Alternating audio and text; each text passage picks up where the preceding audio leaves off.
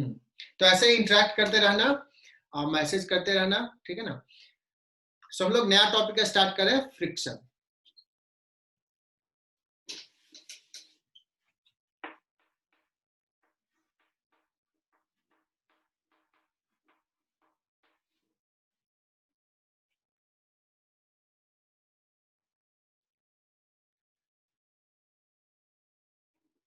So whenever two surfaces are in contact और उसके बीच में स्लिपिंग हो रहा है या स्लिप होने का टेंडेंसी है, दोनों केस में फ्रिक्शन फोर्स लगता है।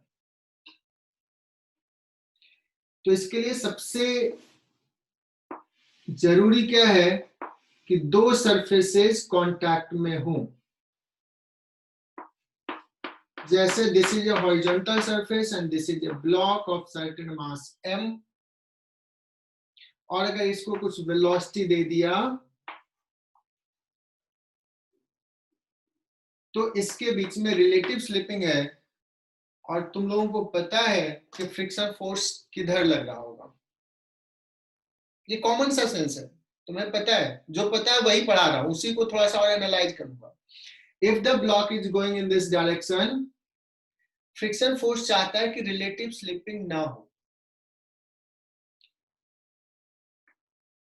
दोनों सरफेस के बीच में फ्रिक्शन फोर्स लगेगा। This is friction force on the block. ये सरफेस चाहेगा कि ब्लॉक आगे ना जाए, तो फ्रिक्शन फोर्स इधर लगेगा। और न्यूटन्स थर्ड लॉ से तुम्हें पता है, न्यूटन्स थर्ड लॉ से, कि इस सरफेस पे ब्लॉक फ्रिक्शन फोर्स लगाएगा जो कि इधर लगेगा। लेकिन जब हम लोग एफबीडी ड्रॉ करेंगे,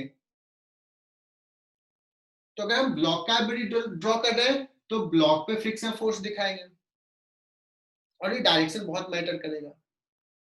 तो एक बड़ा इंपॉर्टेंट कॉन्सेप्ट होता है कि हम कैसे डायरेक्शंस बताएं। ये हम लोग आगे डिस्कस करेंगे। थोड़े टफ सवाल आएंगे, थोड़े कॉन्सेप्चुअल सवाल आएंगे, जहां पे डायरेक्शन डिसाइड करने में बच्चों को तकलीफ होती है, बट हम बताएंगे डायरेक्शन बहुत इजीली तुम कर लोगे। तो क्या दो सरफेस जब स्लिप कर रहा है तभी फ्रिक्शन फोर्स लग रहा है क्या? तो एक और एग्जांपल लेता हूं। ये सपोज इंक्लाइन प्लेन है, रफ इंक्लाइन प्लेन, और यहां पे एक ब्लॉक को रख दिया, और मैं क्या देख रहा हूं कि ब्लॉक रेस्ट में, ऐसा होता है ना। जैसे ये सपोज ये इंक्लाइन प्लेन है, ऐसे रखा हुआ, देखो ब्लॉक रेस्ट में है कि नहीं। तो हाँ सर। अब बताओ, इस पे फोर्सेज अगर डिस्कस यस करें सर। तो इस पे है एक mg का फोर्स,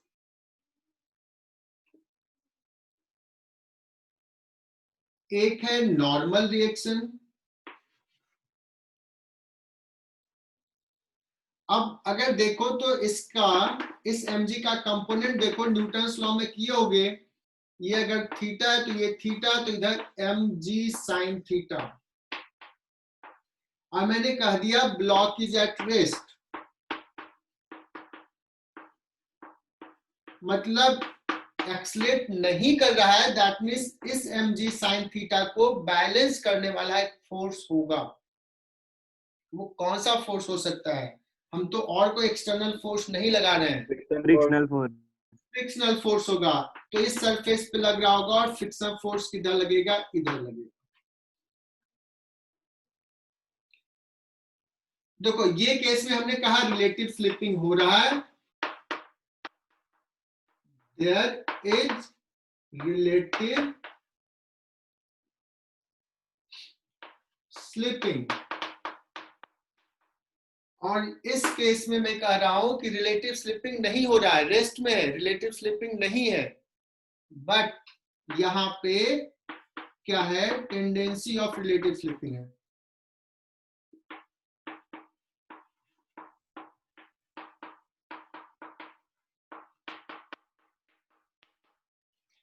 ये स्लिप करना चाह रहा है, लेकिन फ्रिक्शन सफिशिएंट है कि फ्रिक्शन उसको रोक के रखा है। किसी केस में फ्रिक्शन सफिशिएंट नहीं है कि उसको रोक के रखे, तो फ्रिक्शन दोनों केस में लगेगा। तो अभी तक हम लोगों ने क्या देखा? जब दो सरफेस कांटेक्ट में है and either there is a relative slipping or there is a tendency of relative slipping, then there will be friction force between the two surfaces, and friction force will be कैसा होगा, surface के tangential या किसी angle पे या normal? Friction force tangential, parallel, जो मैंने बोला वो लिख लो. Whenever, सारे बच्चे लिखें, whenever two surfaces are in contact and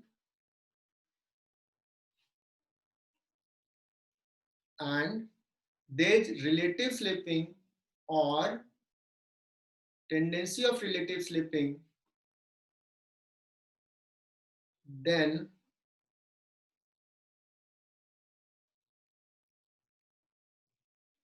there will be friction force between the two surfaces,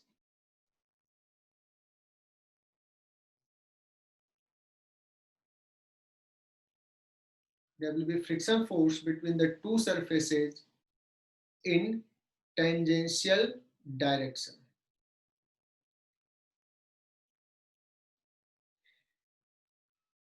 तो ये सरफेस कांटेक्ट फोर्स ही है.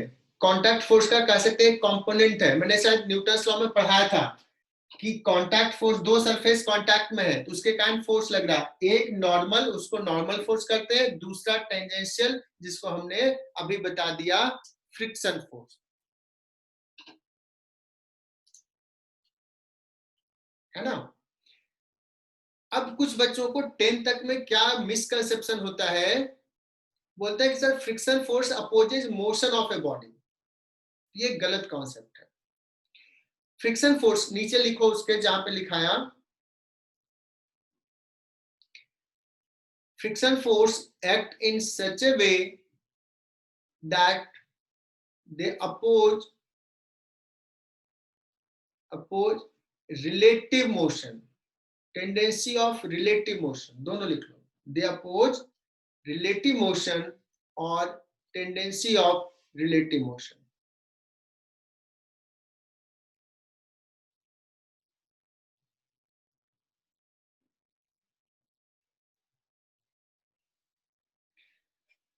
अब एक बड़ा अच्छा सा सवाल आया है, ईशान का सवाल है कि sir is friction force action force और रिएक्शन फोर्स? रिएक्शन,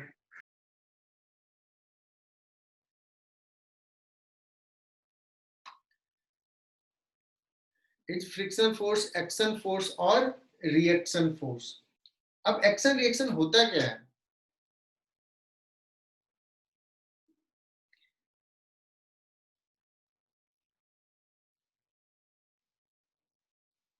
क्या कहूंगा मैं कि मैंने इसको पुश किया वॉल को, तो ये एक्शन हो गया. मैंने पुश किया, वॉल ने बैक मुझे पुश किया, दैट इज रिएक्शन फोर्स,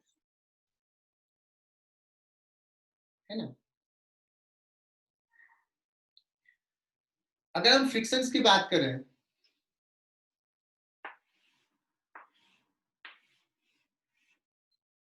अगर फ्रिक्शंस की बात करें तो देखो फ्रिक्शंस इन दोनों सरफेसेस के बीच में है. सो ऐसे देखो तो ये एक्शन रिएक्शंस दोनों है, एक ने दूसरे पे लगाया. लेकिन अगर ये सरफेस रेस्ट में है, सॉरी ये ब्लॉक रेस्ट में है, कॉन्सेप्ट समझना, और हमने अभी कोई फोर्स नहीं लगाया है, ऐसे ही रखा हुआ, there is no friction force, friction force नहीं है. तो इस ब्लॉक पे फ्रिक्शन फोर्स कब जनरेट होगा? जैसे मैंने अगर कोई फोर्स लगाया F, स्टार्ट हो गया. अब इस पे हमने एक एक्शन लगाया कि एक फोर्स इसको मूव कराने के लिए कोशिश किया, तो उसके रिएक्शन में एक फ्रिक्शन फोर्स जनरेट होगा.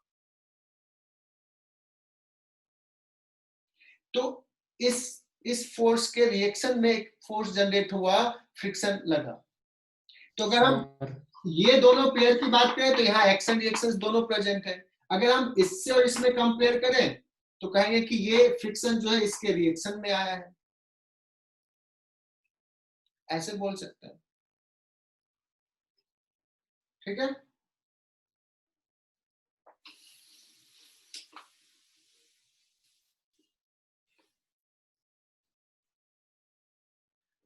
चलो अभी हम लोग क्या डिस्कस कर रहे थे?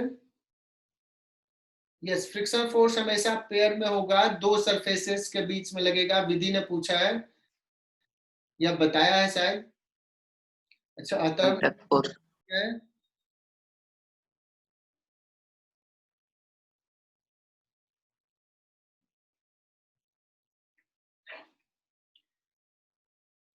चलो अभी समझाता हूं। मैंने अभी लिखने के लिए कहा था कि नीचे लिखो कि फ्रिक्शन फोर्स क्या करता है? It opposes tendency of relative slipping. और कुछ कहा था लिखने के लिए, भूल गया मैं। Friction force act in such a way that they oppose relative motion or tendency of relative motion. हाँ, दे अपोज रिलेटिव मोशन और टेंडेंसी ऑफ रिलेटिव मोशन। क्या friction force can support motion of a body? 10 तक के बच्चों के लिए दिमाग में रहता है कि friction force opposes motion of a body. तो तुम ये स्टेटमेंट लिखना, friction force opposes motion of a body, और लिख करके उसको कट कर दो। This is wrong statement. Sometimes friction force support motion of a body, support भी करता है sir. Sometime friction force opposes motion of a body, और ये मैं अभी डिस्कस करूंगा।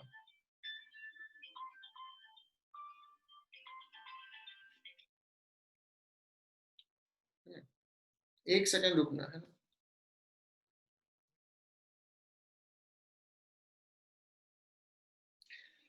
सो बच्चों में एक एग्जांपल ले रहा हूं जहां पे friction force will support motion of a body.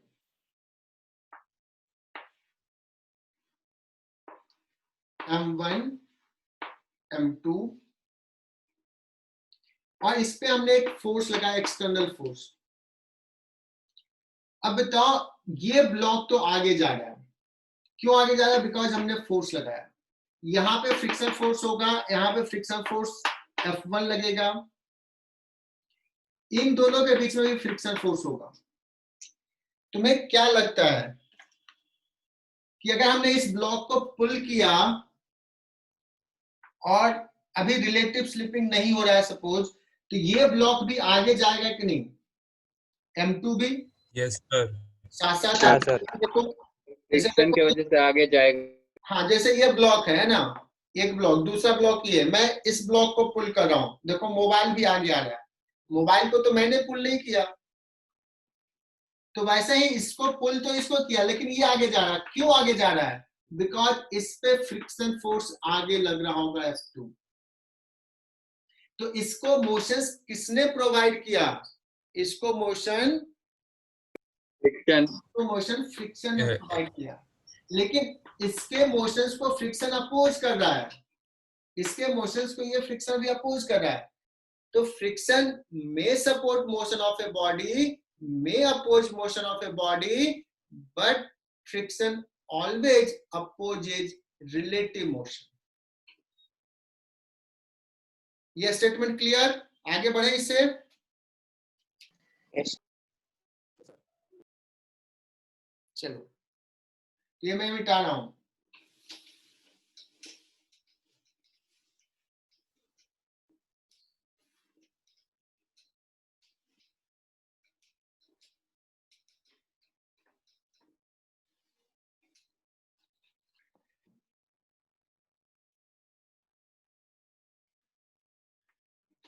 अब हम लोग एक ना एक्सपेरिमेंटल, मतलब जस्ट समझाऊंगा एक एक्सपेरिमेंट को, और फिर उसके बेसिस पे ग्राफ ड्रॉ करूंगा, और ये बेसिक हो जाएगा, यही रहेगा बेसिक पूरे फ्रिक्शन का। ठीक है, वो अच्छे से समझना। अभी हमने फ्रिक्शन जब समझाए थे तो दो केसेस लिए बच्चों, एक में रिलेटिव स्लिपिंग हो रहा था और एक में रिलेटिव स्लिपिंग नहीं हो रहा था। तो जिसमें रिलेटिव स्लिपिंग हो रहा था उसमें जो फ्रिक्शन लगता है उसको बोलते हैं काइनेटिक फ्रिक्शन, और जिस केस में रिलेटिव स्लिपिंग नहीं हो रहा है, दोनों सरफेसेज एक के रेस्पेक्ट में दूसरा रेस्ट में, ये टेंडेंसी है मूव करने का बट मूव नहीं कर रहा है, उसको बोलते हैं स्टैटिक फ्रिक्शन। नाम से ही क्लियर। तो there are two types of friction, है ना। तो देखो पूरा फ्रिक्शन का हर्ट यही है कि ये समझ में आ गया तो फ्रिक्शन समझ में आ गया। एक ब्लॉक लिया और इस ब्लॉक को अभी हमने रेस्ट में रखा है, अभी हम कोई फोर्स नहीं लगा रहे। तो इस पे अगर मैं फोर्सेस पूछूं कौन कौन सा है तो कहोगे सर एक mg है और एक n है। लेकिन अब मैं क्या करता हूं, एक फोर्स इधर लगाया, वेरिएबल फोर्स।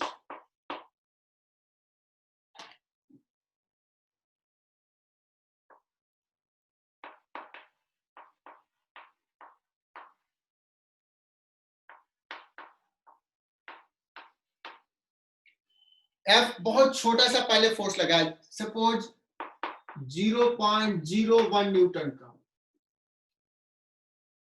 है ना, बहुत छोटा सा फोर्स ऐसे रखा, बहुत छोटा सा। तुम देखोगे ये ब्लॉक मूव नहीं किया है।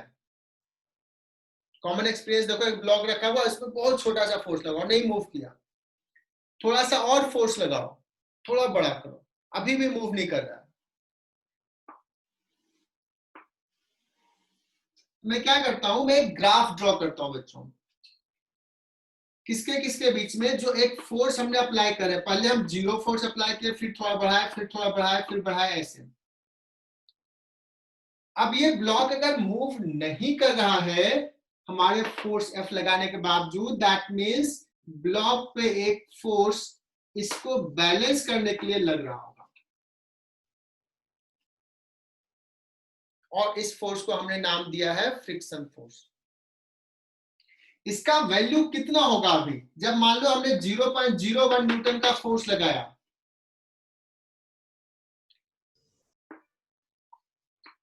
0.01 न्यूटन। मतलब जब तक ब्लॉक मूव नहीं कर रहा है तब तक फ्रिक्शन फोर्स और कैपिटल F दोनों क्या है, इक्वल है कि नहीं। सो मैं ग्राफ ड्रॉ करूं तो yes sir. Zero capital F तो स्मॉल f भी जीरो, स्मॉल f को यहां पर रखा, कैपिटल F को बढ़ाया तो स्मॉल f भी बढ़ा, ऐसे बढ़ते जाएगा बढ़ते जाएगा, कैपिटल F इतना, स्मॉल f भी इतना। सो इसका एंगल अगर मैं पूछूं कितना होगा, किससे मैं पूछूं, अमोघ 45 डिग्री। 45 डिग्री, बिकॉज ये जो ग्राफ है small f equal to capital F का है। बढ़ा रहे नहीं मूव कर रहा है। सो एक टर्म में बोलता हूं कि फ्रिक्शन फोर्स के बारे में बोलता हूं कि this is self adjustable force.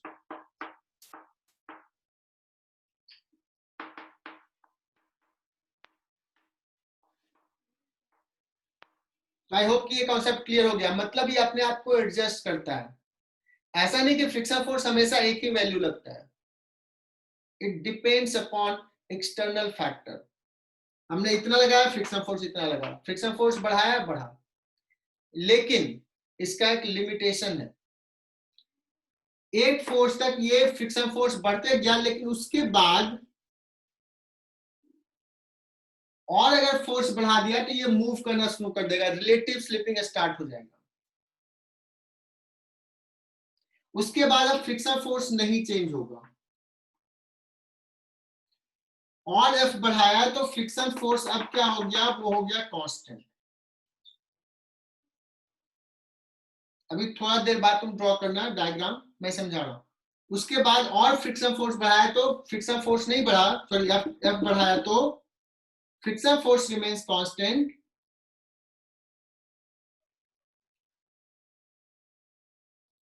और इसके बीच में रिलेटिव स्लिपिंग होने लगेगा। तो ये जो फ्रिक्शन फोर्स लग रहा है इसको बोलते हैं काइनेटिक फ्रिक्शन फोर्स।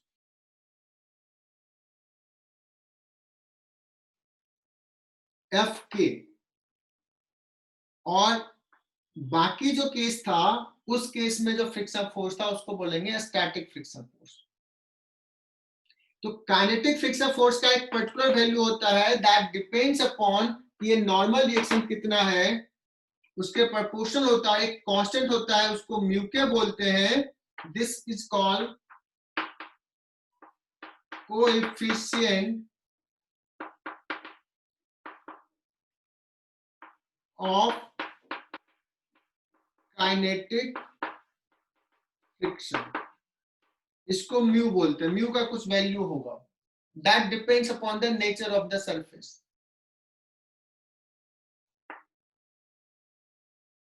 ये देखना, किसी ने सोचा होगा कि सर ने थोड़ा ऊपर किया और ये वाला थोड़ा नीचे से ड्रॉ किया।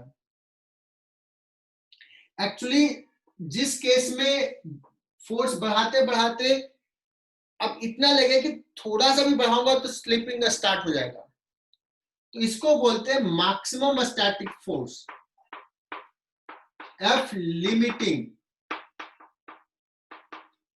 या एफ मैक्स। किसको? जहां पे हमने बढ़ाते गया, फोर्स बढ़ाते गया, जिस पॉइंट पे जस्ट अबाउट टू स्लिप है, स्टैटिक फोर्स का लिमिटिंग मैक्सिमम, उससे थोड़ा सा भी हम फोर्स को बढ़ा दिए तो ये स्लिप कर जाएगा, उससे कम है तो स्लिपिंग नहीं करेगा। तो फ्रिक्शन फोर्स मैक्सिमम कितना लगेगा? इतना लगेगा। इस लिमिटिंग फ्रिक्शन फोर्स जो होता है, चूंकि स्टैटिक है ना,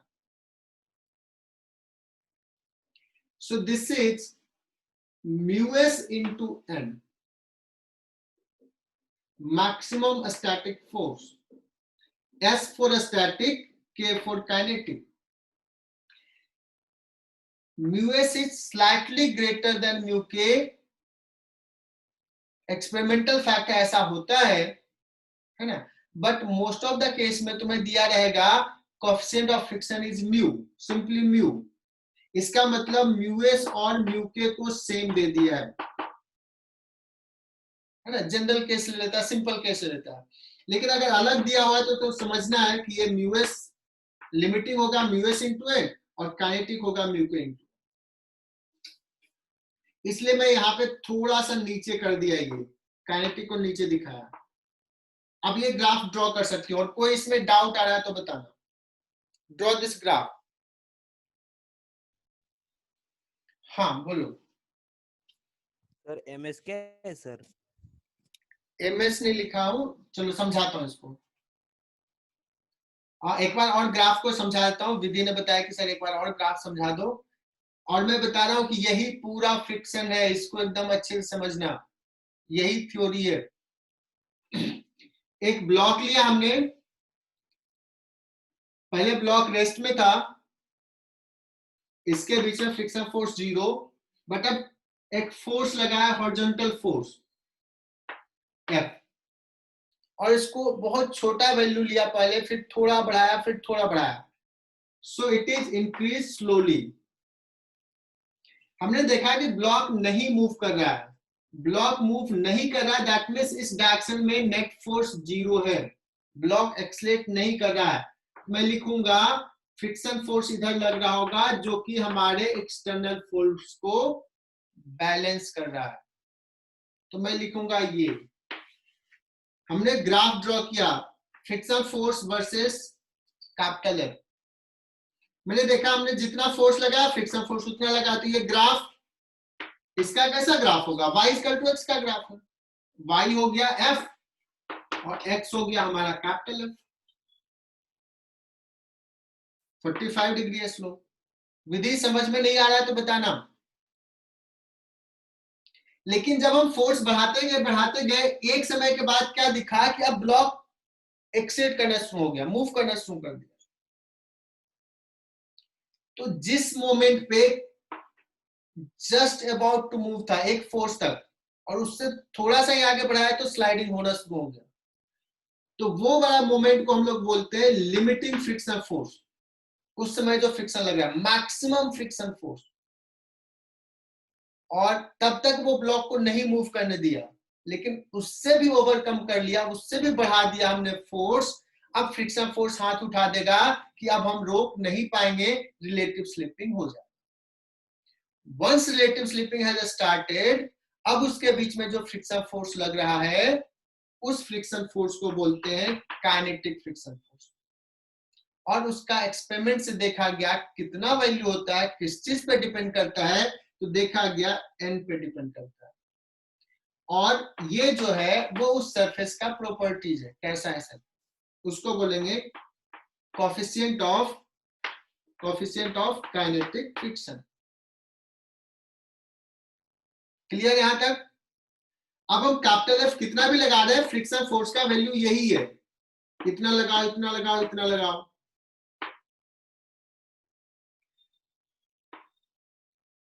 तो काइनेटिक फ्रिक्शन जब लग रहा है तो तुम खुश हो जाओ। क्यों खुश हो जाओ? बिकॉज मुझे पता है कितना लगेगा, म्यू के इंटू एन लगेगा। क्लियर है? लेकिन सवाल डिफिकल्ट कब होता है? जब स्टैटिक फ्रिक्शन फोर्स लग रहा है, मतलब जब ब्लॉक मूव नहीं कर रहा है, वहां पे सवाल जब आएगा तो तुम्हें थोड़ा कॉन्शियस होना पड़ेगा। कहोगे सर क्यों? क्योंकि स्टैटिक फ्रिक्शन फोर्स कुछ भी हो सकता है, जीरो से लेकर के फ्रिक्शन फोर्स जीरो है, इतना हो सकता है, इतना हो सकता है, इतना हो सकता है, इतना हो सकता है। दैट मीन्स मैं यहां लिख रहा हूं चूंकि इधर जगह नहीं है, static friction force F S कितना होगा, तो जीरो से लेकर के कहां तक का maximum mu S into N, F limiting. क्या बोलते हैं? एफ लिमिटिंग या एफ मैक्सिमम। ऊपर नहीं दिख रहा है क्या? चलो, स्टैटिक फ्रिक्शन फोर्स कितना लगेगा, जीरो से लेकर म्यू एस इंटू एन। बच्चों से मैं बोलता हूं, जिसने फ्रिक्शन फोर्स 10th में पढ़ा होगा या कॉलेज में पढ़ते हैं, मैं बताऊं बच्चों से क्या होता है आंसर? मैं पूछता हूं फ्रिक्शन फोर्स कितना लगता है, तो बच्चे बोलते हैं mu M G, mu M G बोल देते हैं। जैसे ईशान ने पूछा कि सर फ्रिक्शन फोर्स एम पे डिपेंड करेगा क्या, हमने बोला कि नहीं, म्यू एम जी नहीं बोलना है। समझाते हैं तो कुछ बच्चे बोलते हैं म्यू एन, फ्रिक्शन फोर्स कितना लग रहा है, mu N. That is wrong statement. Friction force could be anything between 0 to mu s into n. Friction force could be anything between 0 to mu s into n. अगर कह दिया जाए there is a relative slipping, अब friction force कितना लग रहा है, तो mu K into N. mg नहीं बोलना, म्यू mg नहीं बोलना है। ध्यान, जो बोलेगा फ्रिक्शन फोर्स म्यू mg उसको बहुत डांट लगेगी। Friction force, kinetic friction force कितना, mu K into N. Static friction force कितना, जीरो से लेकर के म्यू एस इंटू एन के बीच में कुछ भी हो सकता है, that depends upon the external factor.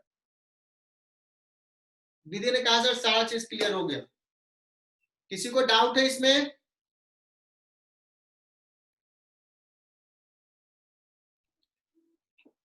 अगर ये पता चल गया कि रिलेटिव स्लिपिंग है तो बड़ा आसान सा सवाल हो जाएगा कि हम फ्रिक्शन फोर्स म्यू का इंटू एन बोल देंगे। लेकिन जब रिलेटिव स्लिपिंग नहीं पता है कि है या नहीं है, रेस्ट में है, स्लिपिंग नहीं हो रहा है, फ्रिक्शन फोर्स कुछ भी हो सकता है। तो मैंने बहुत बार इस चीज को रिपीट कर दिया। अब मैं सवाल लेता हूं,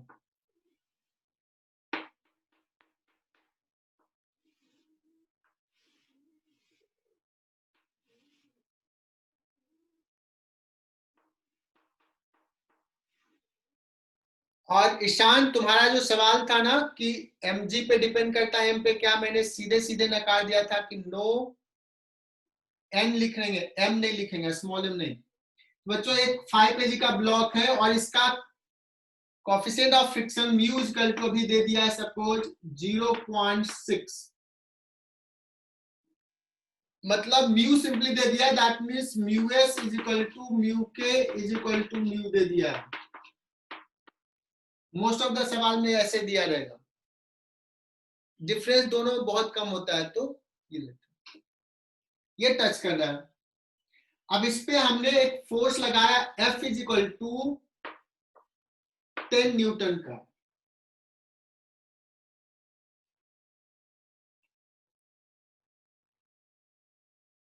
एक फोर्स हमने लगाया F is equal to 10 newton का, और मैं पूछूं कि what is the friction force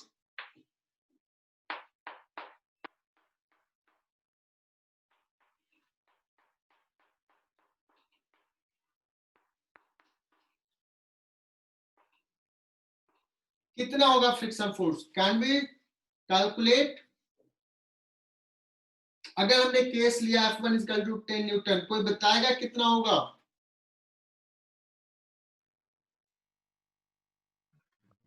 30।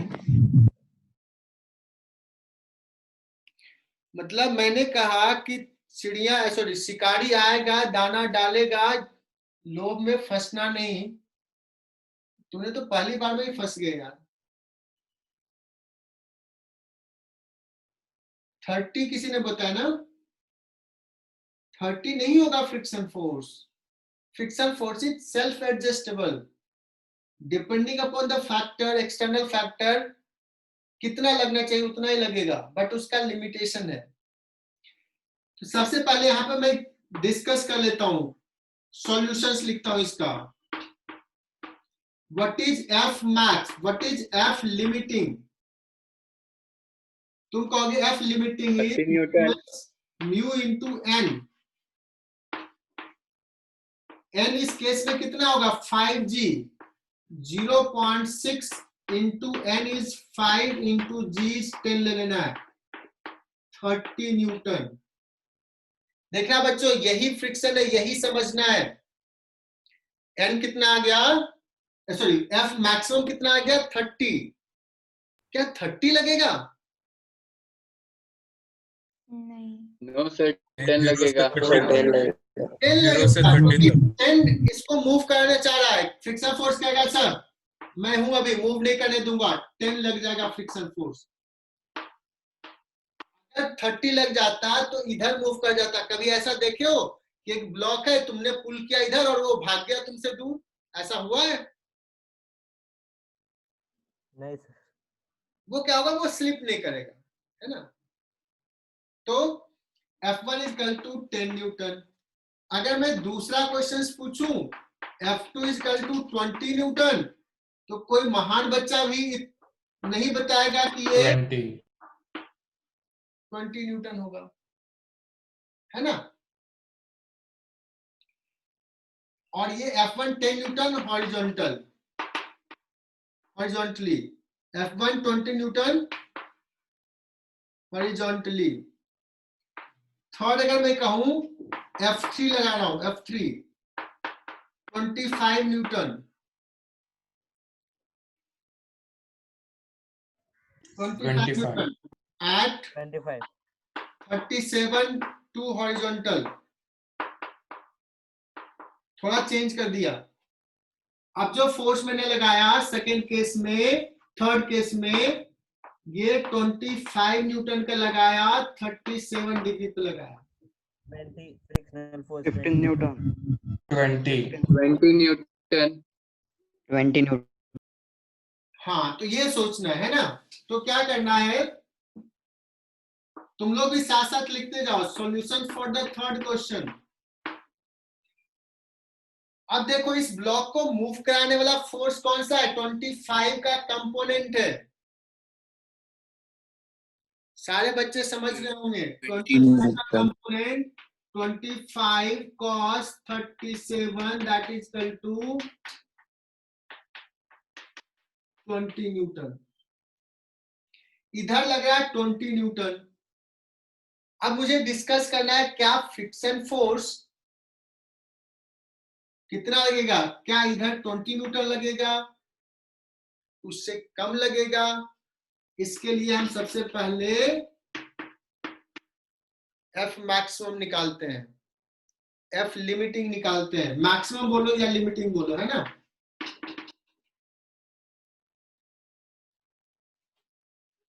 हमें नहीं पता कि ये फ्रिक्शन फोर्स लिमिटिंग कितना होगा। मुझे पता है 50% बच्चे सोच होंगे कि एफ लिमिटिंग तो 30 न्यूटन अभी अभी निकाले थे, तो फिर से क्यों निकाल रहे हैं सर?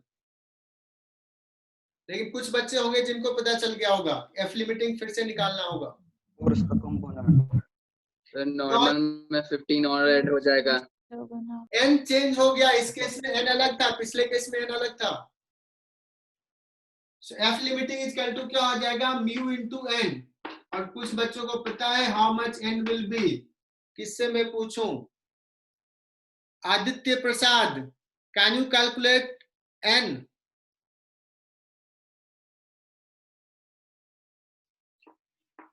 इधर mg, इधर n और इधर f का कंपोनेंट, तो मैं ऊपर लिख देता हूं sir 45 n plus f sin 37 that is equal to mg. So n is equal to 65 50 minus f कितना हो जाएगा 25 है sin 37, तो ये हो जाएगा 15 तो हो जाएगा 35, तो 0.6 इंटू 35, ठीक है ना, ये कितना हो जाएगा 21 न्यूटन। 21 है, कितना आ रहा है हाँ सर 21। 21 आ गया। मतलब अभी अगर मैं पूछूं तो इस केस में भी फ्रिक्शन फोर्स तुमने 20 न्यूटन बताया था, तो 20 न्यूटन सही है, लेकिन तुम लोगों ने सही तरीके से नहीं बताया था सारे बच्चों ने। क्या सारे बच्चों ने ये कैलकुलेट किया था क्या? नहीं सर। मतलब ये सीखना है, मतलब देखो गलती से सीखते हैं। मैं तो चाहता हूं कि अभी बच्चे गलती करें तो उनके दिमाग, हाँ यार ये गलत कर दिया। अभी 21 आया, बट इधर का फोर्स मैक्सिमम फ्रिक्शन फोर्स 21 लग सकता है, बट हमने अभी इधर लगाया 20, इसलिए 20 लगेगा। लेकिन इस 25 के जगह पे अगर मैं कर दूं थोड़ा सा 28 न्यूटन अगर कर दिया,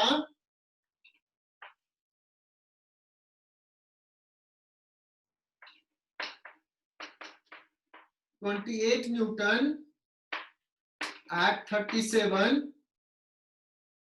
ये थोड़ा सा सिंपल ही करता है, 28 की जगह 30 कर देता हूं, चलो थोड़ा कैलकुलेशन आसान रहेगा। 30 Newton at 37, so what will be the friction force F4? कौन सही सही कैलकुलेट करता है? विधि ने बताया सर, समझ गया।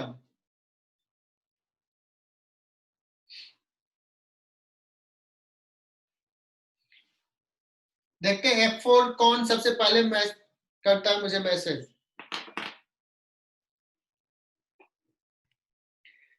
सो इस फोर्थ सवाल में सबसे पहले तो हम लिखते हैं कि इसका इस डायरेक्शन में कितना कंपोनेंट है। F parallel to the surface कितना है, एक्सटर्नल फोर्स का component F cos 37, so 30 into 4/5 that is 24 Newton. 24 Newton force इधर लग रहा है, फ्रिक्शन फोर्स उसको अपोज करेगा, क्या वो रोक के रख पाएगा? सो उसके लिए हम निकालते हैं F लिमिटिंग, चेक करना है mu into N, mu is 0.6 is given, N निकालना पड़ेगा।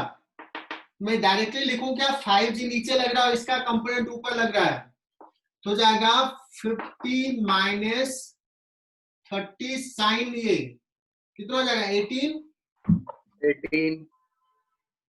हो गया, तो ये हो जाएगा 0.6 इंटू 32, सो ये हो जाएगा 19.2। बच्चों फ्रिक्शन फोर्स मैक्सिमम 19.2 है, जबकि हमने इधर लगाया 24 न्यूटन,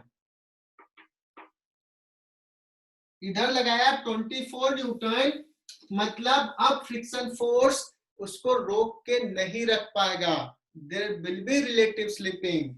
और F4 कितना लगेगा, लिमिटिंग लगेगा, काइनेटिक लगेगा, शायमा ने सही बताई थी, काइनेटिक लगेगा और 19.2 लगेगा। अगर मैं इसी सवाल में पूछूं कि ब्लॉक का एक्सलेशन क्या होगा, तो कहोगे एक्सलेशन जो होगा वो होगा 24, इधर फोर्स है, फोर्स है 19.2,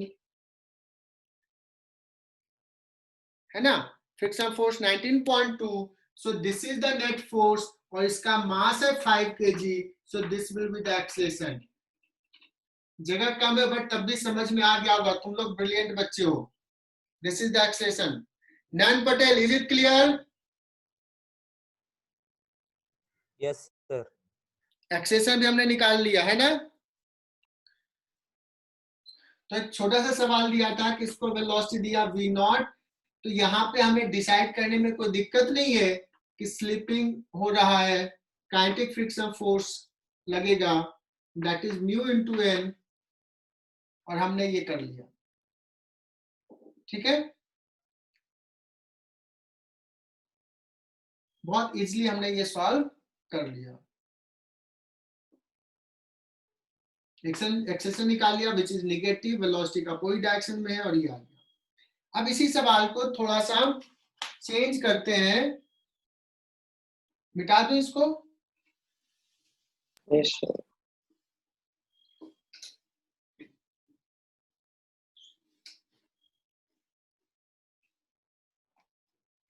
अब मैं क्या करता हूं, एक इंक्लाइन प्लेन ले लेता हूं।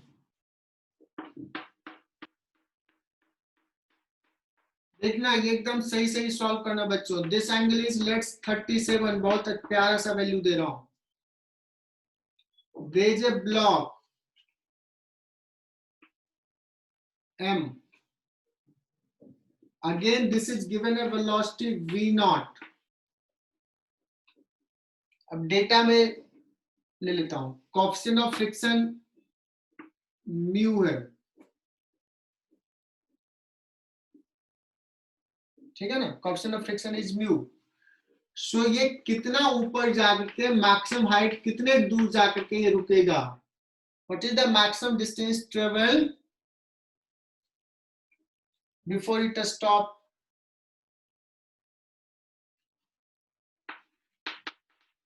Find distance travel before it stop momentarily। आपको अगर सर मोमेंटरली क्यों कहे, क्योंकि हो सकता है ये गया और यहाँ पे रुका और फिर नीचे आना शुरू हो जाए। म्यू कितना है वो मैंने दिया नहीं है, जस्ट म्यू कह दिया है। अभी मैं सवाल आगे पढ़ाऊंगा कि किस केस में ये नीचे आ सकता है और किस केस में वो वहीं रुक सकता है।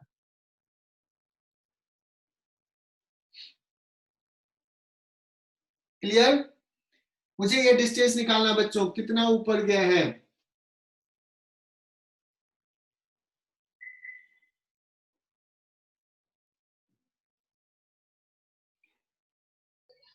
Eight mu G bye 5।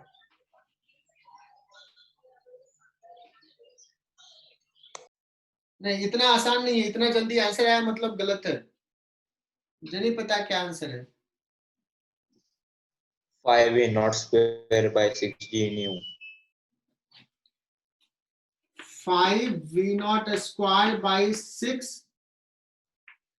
Mu G, ऐसा कुछ बता रहा है। 5v naught square by 8 mu G. चलो दूसरा आंसर है 5v naught square by 8 mu G. और कोई?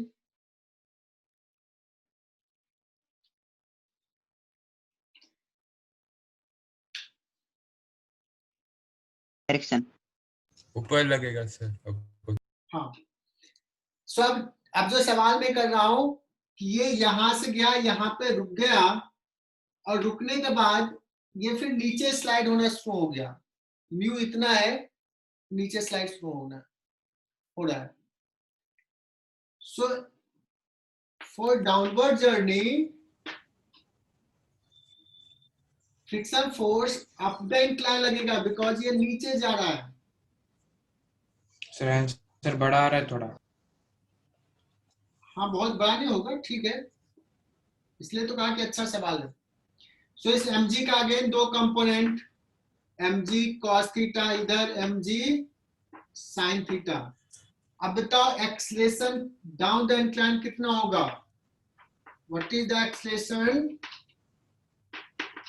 Down the incline? G sin theta minus mu G cos theta. हाँ, minus mu mg cos theta that is equal to m into a2 लिख देता हूं अभी। डाउनवर्ड जर्नी के लिए A2 लिख रहा हूं. So A2 will be G sin theta minus mu G cos theta. Initial velocity कितना है 0. मुझे निकालना क्या था इस समय वेलोसिटी क्या होगा जब यहां पहुंचेगा, ये हमारा टारगेट था. With what velocity it will reach. बताओ मुझे क्या पता है, मुझे ये डिस्टेंस पता है जो पिछले सवाल में हमने निकाला था. बहुत अच्छा सवाल है ये.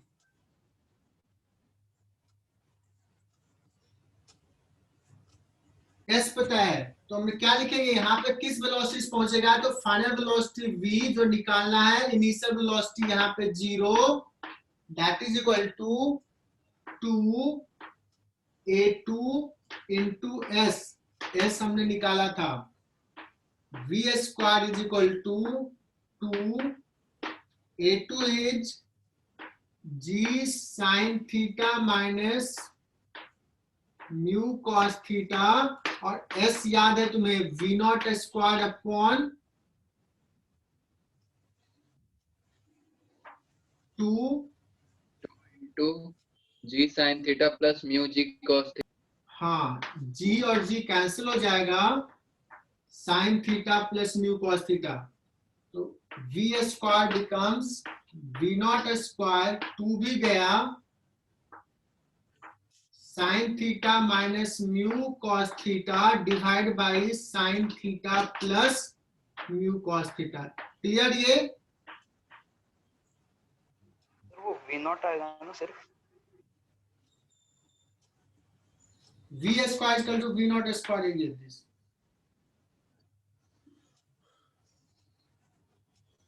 बताओ क्या डाउट आ रहा है.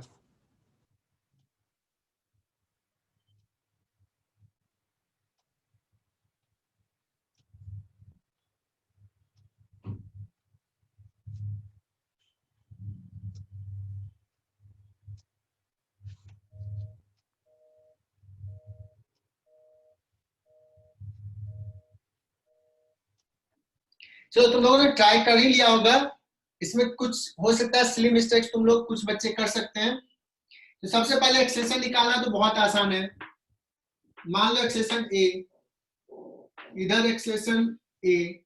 पहले हालांकि डिसाइड ये करना है कि क्या ये रिलेटिव स्लिपिंग होगा कि नहीं होगा, है ना. हो सकता था कि म्यू इतना दिया हो कि स्लिप ही ना करे. चेक कर लेते हैं.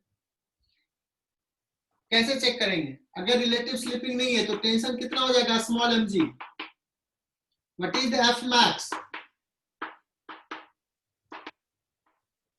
0.2 इंटू एन. एन कितना हो गया 2 mg. कितना हो जाएगा 0.4 mg. लेकिन टेंशन कितना होगा mg. अगर नहीं स्लिप करना है तो फ्रिक्शन फोर्स मैक्सिमम इतना लगेगा, स्लिपिंग हो जाएगा. अगर यही 0.6 यहां दिया होता तो ये मूव ही नहीं करता.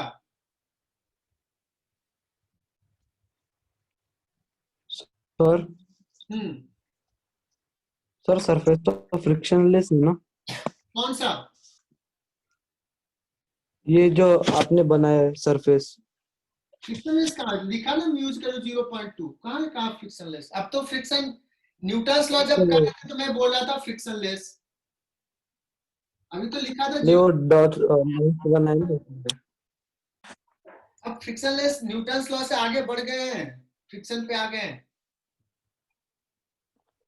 हाँ सर, मतलब वो सरफेस के नीचे वो स्लैंटिंग लाइंस बनाए ना छोटे छोटे, इसलिए लगा. नहीं नहीं नहीं, ये तो जस्ट सरफेस दिखाने के लिए सरफेस है. ऐसे का मतलब ये नहीं होता है कि फ्रिक्शनलेस है. म्यू 0.2 लिखा था.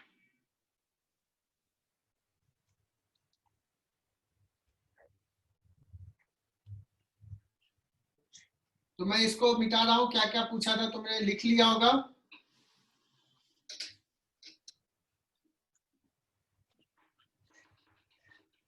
देखो इसको मैं मल्टीपल आंसर करेक्ट वाला क्वेश्चंस बना सकता हूँ. ये सारे ऑप्शन पूछूंगा. एक्सेशन क्या होगा, कितने टाइम में हिट करेगा, किस वेलोसिटी से हिट करेगा. हो गया अच्छा से सवाल. देखना यहाँ पे पहला इस ब्लॉक का FD mg minus T that is equal to m into A, इस ब्लॉक का t माइनस f आया था 0.4 mg that is equal to 2m into A, tt गया 0.6 mg that is equal to 3ma, a is equal to कितना आ जाएगा 0.2 g Yes. 0.3/5 जो भी है ना।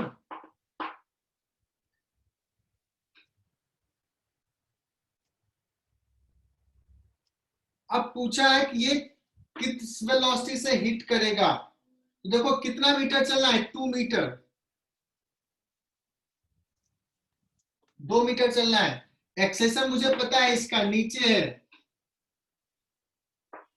so v square that is equal to 2s, 2 into acceleration is g by 5 into h, h कितना है 2 metre. this implies v is equal to root 4g by 5। सार्थक ने क्या सही से बताया,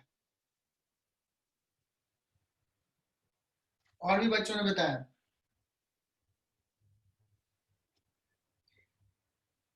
कितने टाइम में हिट करेगा ये पूछा, तो s is equal to half a into T square से निकल जाएगा। लेकिन जो तीसरा सवाल है वो इंपॉर्टेंट है।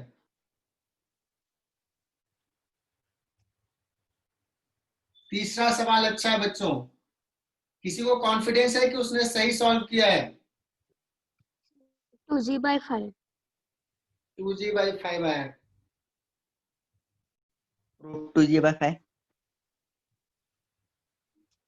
चलो मैं बताता हूँ कि हो सकता है कुछ बच्चे सिली मिस्टेक किए होंगे। देखो इसका यहां से यहाँ 2 मीटर तक का डिस्टेंस जो है, 2 मीटर तक का, ये तो एक्सेलेरेशन g/5 से जाएगा, यहां पे इसका कुछ वेलोसिटी हो जाएगा। लेकिन इसके बाद जब ये हिट कर गया, ये स्ट्रिंग है बच्चों, स्ट्रिंग ये रुक गया, यहाँ पे स्ट्रिंग लूज हो जाएगा। पता नहीं तुम लोगों ने कंसीडर किया कि नहीं? सर वो हिट ही नहीं करेगा। किया सर। स्ट्रिंग लूज कर जाएगा। स्ट्रिंग जब लूज कर जाएगा तो अब इसका वेलोसिटी, इस समय कुछ वेलोसिटी है, अब फ्रिक्शन फोर्स इधर लग रहा है, अब डिसलेट करेगा। अब मुझे नहीं पता कि यहाँ पे इसका क्या वेलोसिटी, क्या यहाँ तक पहुंच भी पाएगा कि नहीं, पहले भी रुक सकता है ना, या अगर पहुंचा तो किस वेलोसिटी पहुंचा, इसका मोशन अलग हो जाएगा। इसमें एक्सेलेरेशन हो जाएगा माइनस म्यू जी, माइनस 0.2 जी। अच्छा 0.2 जी है, यहाँ भी 0.2 जी था, तो पहले एक्सलेट कर रहा था और अब डिसलेट कर रहा था, यहाँ तक पहुंचेगा क्योंकि ये 2 मीटर एक्सलेट किया और 1 मीटर उसी मैग्नीट्यूड से डिसलेट किया। डेटा अच्छा सा था। बताओ ये समझ में आ गया कि नहीं? हाँ सर। Yes sir. कि इसको ब्रेक करना पड़ेगा, इसलिए मैंने कहा कि फ्रिक्शन वाले सवाल में और ऐसे सवाल में, जेई का जब सवाल है तो तुम्हें दिमाग एकदम खुला रखना पड़ेगा, क्या हो रहा है वो विजुअलाइज करना पड़ेगा, देखना पड़ेगा बच्चों। आई होप कि ये सवाल को एंजॉय किया होगा तुम लोगों ने।